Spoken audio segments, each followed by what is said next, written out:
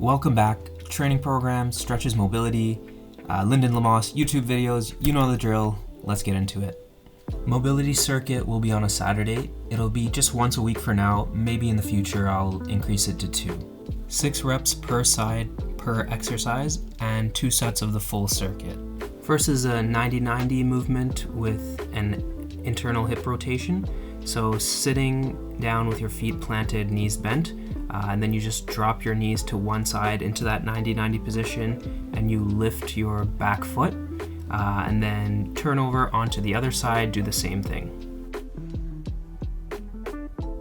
Next, again using that 90-90 position, but this time reaching your hand across your body and then rotating and raising your arm overhead.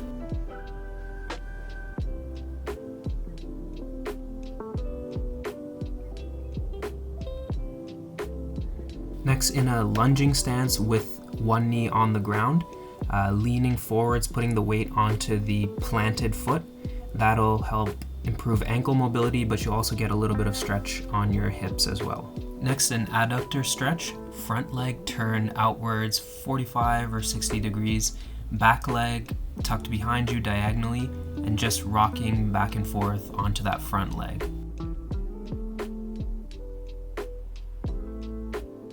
Next, it's a deep squat with a thoracic reach. I can get into this position, but I have to really hunch over and really widen my stance, and then I can't really do too much movement from that position, and that's because my ankle mobility needs a bit of work. So then if I just tuck a small weight underneath my feet, then it's much easier for me to get into that position. And then just rotating from my thoracic spine and raising my hand upwards as high as I can get it. Next, thoracic rotation on one knee, again in that lunging stance and with a dowel overhead and arms folded over. For me, I really want to focus on making sure I'm rotating from my trunk rather than rotating from my hips. After that, I'm in this sort of 3-point stance with one arm tucked behind my back, and it's a thoracic rotation, so rotating from the trunk again, just as far as I can get.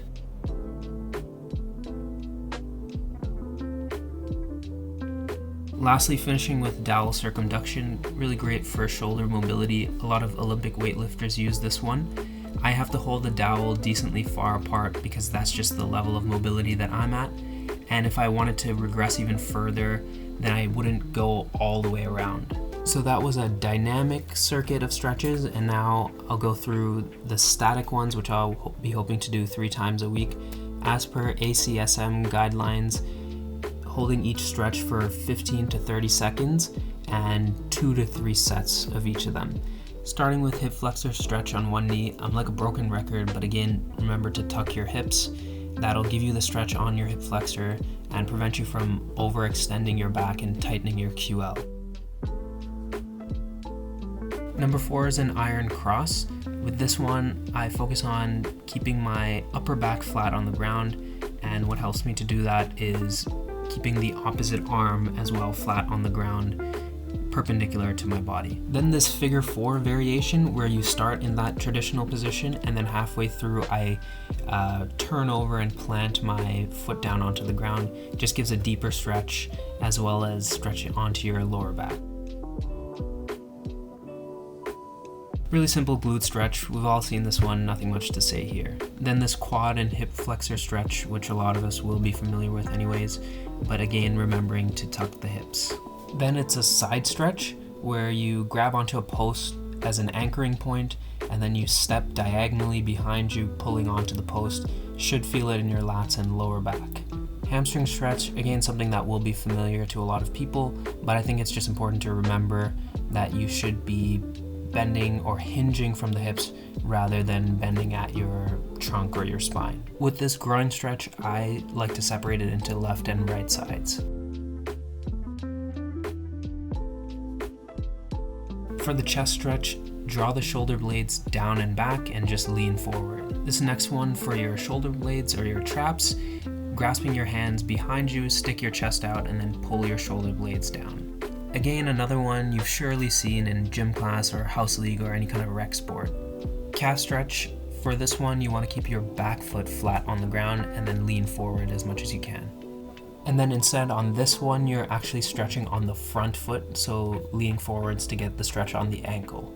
With this one, I find instead of using my opposite arm to pull over, I get a better stretch and I can stay in a better posture if I just use a wall to push my arm into. And lastly, very simple, just to stretch your neck, you're gonna tuck your chin inwards and up. So that is it for the series. I think I've covered every base that I needed to. You know, I've got stretching and mobility, I've got all 7 categories of movement, sports transferable exercises, core and agility and power, injury prevention, accessory movements, everything I can think of is in there.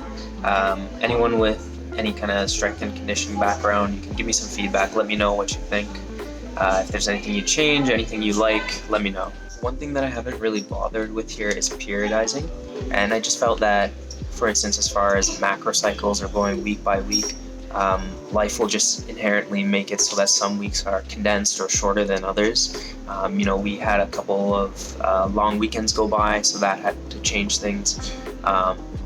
As well, I mean, I'm about to go on vacation now, so again, another week that's lighter, so I don't really need to build in heavier and lighter weeks. I think it'll just naturally sort itself out. And then if you're looking at bigger picture mesocycles, month to month, the power components will be there throughout, but it's just that as we start getting really close to getting back into hockey in August, then I'd just be looking to turn down the volume and go more for a little bit more max strength and a little bit less hypertrophy. Most importantly, I've structured it in a way that I can actually fit it into my day-to-day life. I'm pretty confident I can actually do it without running myself into the ground. Thank you so much if you made it this far. Like I said, if you've got an S&C background, I'm always open to constructive criticism, always looking to learn. And as always, leave a comment, like if you liked it, share if you think somebody else might too, and subscribe so that you're in the loop for there'll be this podcast everything with some visuals. Hope you like it. See ya.